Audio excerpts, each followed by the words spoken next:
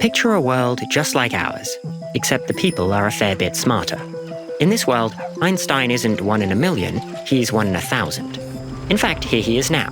He's made all the same discoveries, but they're not quite as unusual. There have been lots of other discoveries. Anyway, he's out one night with a friend looking up at the stars, when something odd happens. The stars are flickering, and it's not just a hallucination, everyone's seeing it. And so everyone immediately freaks out and panics. Just kidding. The people of this world are smarter than ours.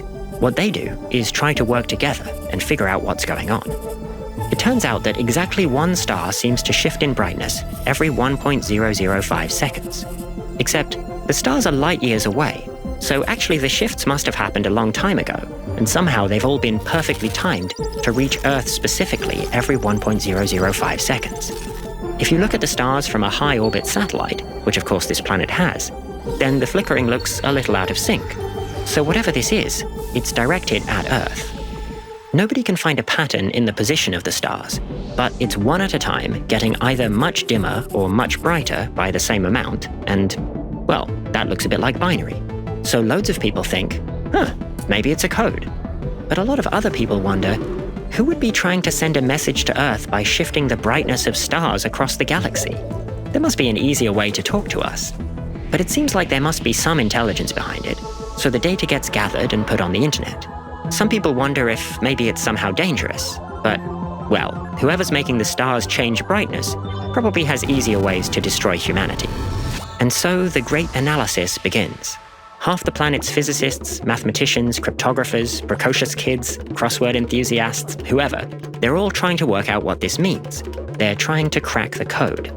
And as they do, the stars keep flickering, exactly one every 1.005 seconds. There are some obvious patterns. It seems like the numbers come in groups of 32, which in turn come from 4 groups of 8. Some chunks are much more common. By the way, they figure all this out just in the first 5 hours, because, like I said, people here are smart. Their civilization is a bit more on top of things. And so they're very ready to respond when, after 5 hours and 16,384 winking stars, it seems like the message begins to repeat itself. Or almost repeat itself. It's just slightly different this time. And it keeps going. Some people start thinking, maybe we're seeing the next row of a picture, pixel by pixel. Only the designers of this image format, whoever they are, use 4 primary colors instead of 3. And the picture seems less chaotic if we assume that they do binaries slightly differently to us. Once you consider that, it starts looking less like static and more like maybe smooth gradients. And the people of this world didn't need the whole code before they started cracking it. As soon as they saw the repetition starting, they were already trying to work out what they'd do if it was a grid, what they'd need to figure out next.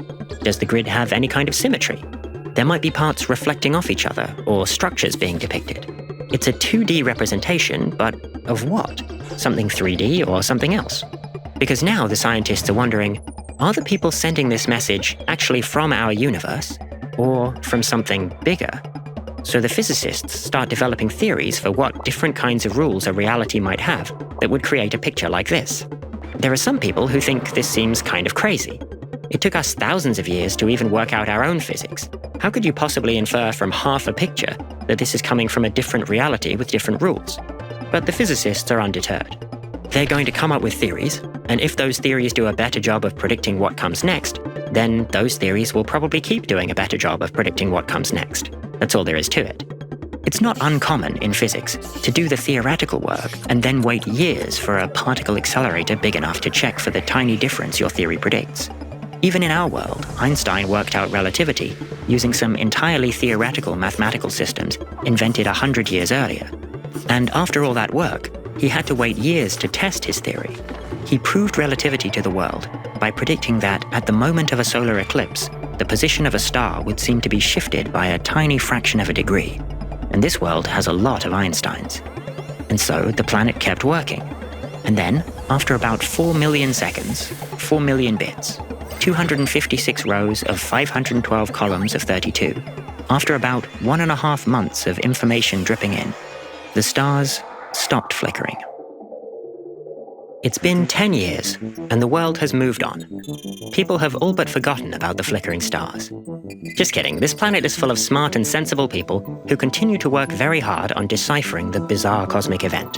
In fact, every once in a while, the government pays some of the smartest young students, who deliberately haven't yet looked at the code, to go study just the first 32 rows, and guess what comes next?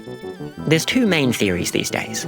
The first is that the grid is a 2D snapshot of some kind of 5D space.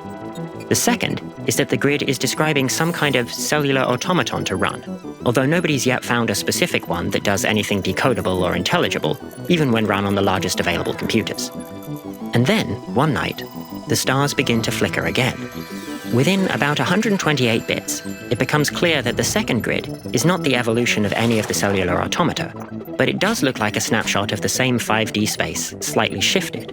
Now the physicists have a sample of how the objects change over time, and they set to work developing new theories of what would happen if they kept changing. Some scientists deliberately isolate themselves right away, producing predictions based on only the beginning of the second grid. And their predictions are pretty good. 10 years after that, the third grid arrives. The best second grid theories turn out to be missing some important pieces about second derivatives, the equivalent of acceleration, which you just can't predict from two snapshots in time. But overall, the old theories seem to be roughly right, and they're easy to update. And 10 years further still, with the fourth grid, it seems like the theories are more or less complete. The fifth grid looks almost exactly like it's predicted to. It's been 40 years. The bright young students challenged to make sense of the first grid are now aged teachers. There are fully grown adults who don't remember a world before the grids. And the children sometimes find it surprising that it was possible to work out so much from the first four grids.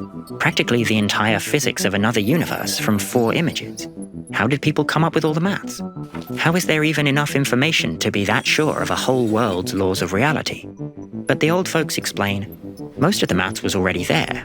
Some of it because it was already needed for regular science, and some of it because half the time mathematicians think they're working on something totally theoretical, and a decade later it turns out they laid the foundations of computer science or quantum mechanics. As for the information, well, there is an upper limit on how much you can learn from limited information, but that upper limit is that every bit can at most halve your uncertainty. And even though in practice they weren't close to that limit, they got about 16 million bits. And they started from the assumption that whatever was going on with the data, it was governed by some kind of mathematical regularity. It would have patterns, and the patterns would tend to be simple, just like in our world. And that was enough. Just a planet of geniuses spending 4 decades looking for the simplest explanation of 16 million bits. And suddenly, it doesn't seem so crazy that the fifth grid was roughly what they expected. But what to do now? Let's put ourselves in their shoes. Maybe it's time to think bigger. 1,000 years later, 100 or so frames, and the message of the video is reasonably clear. Strange, 5-dimensional tentacled beings are manipulating objects and using their tentacles to make certain signs. As far as we can tell, they're trying to teach us to say, rock. It seems like they may have slightly underestimated our intelligence, and relatedly, they might not be too bright themselves. But they continue to carefully shift the luminosity of our stars, which people tend to feel is a worrying amount of power for beings that stupid. 1,000 years is long enough, though, for us to work out paradigms of biology and evolution in 5-dimensional space, trying to infer how aliens like these could develop. The most likely theory is that they evolved asexually, occasionally exchanging genetic material and brain content. We estimate that their brightest minds are roughly on par with our average college students, but over tens of millions of years, they've had time to just keep grinding forward and developing new technology. We still don't fully understand how their 5-dimensional universe works, but we think there are reasonably easy ways to use the extra dimensions to build new kinds of computers that are much more powerful than even the quantum ones our world supports.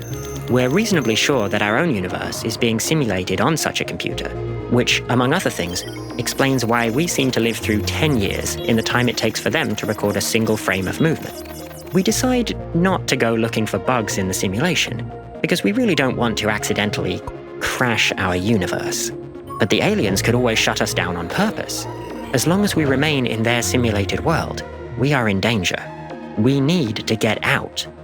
Could we somehow persuade them to let us out?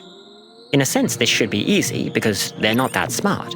But in the meantime, we can't let them realize how much smarter than them we are, or how much we care about making sure they don't switch off the simulation. And so, a million-year conspiracy begins.